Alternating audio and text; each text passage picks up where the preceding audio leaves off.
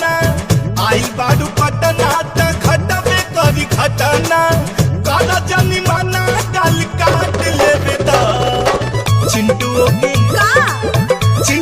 के चल हट।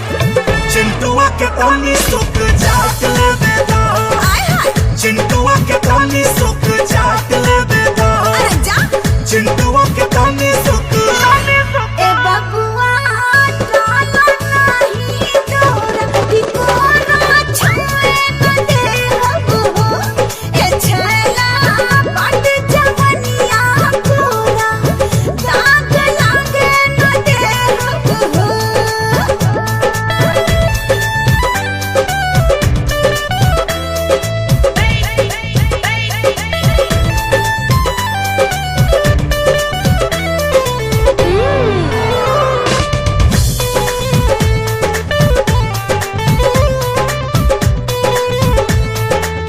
छेना रसगुल्ला खाके भैलू गुला गुला चढ़ली जवानी तोहर देखे बुला बुला बहुत पिटाई बा।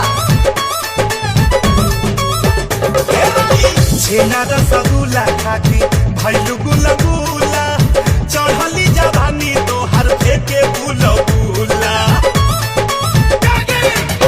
हटा जानी दूर बजरा साथ लेबे दा हटा जानी दूर बजरा साथ लेबे दा चिंटू के शट अप चिंटू के इडियट कहीं का। चिंटुआ के तनी सुख जाट लेबे दा चिंटुआ के तनी सुख जाट लेबे दा ए रसिया बड़ा अभिन बाजा मोछ देखे उगल हो ए मजनू कैसे खइबा काजा उमर नइखे पुगल हो।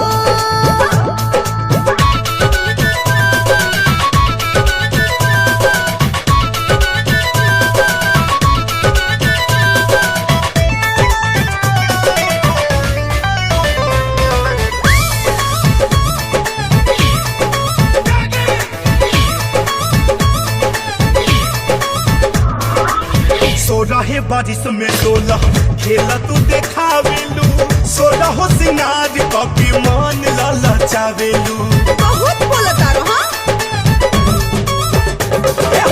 16 बारिश में 16 खेला तू देखावेलू 16 हो सिंगार कॉपी मान ललचावेलू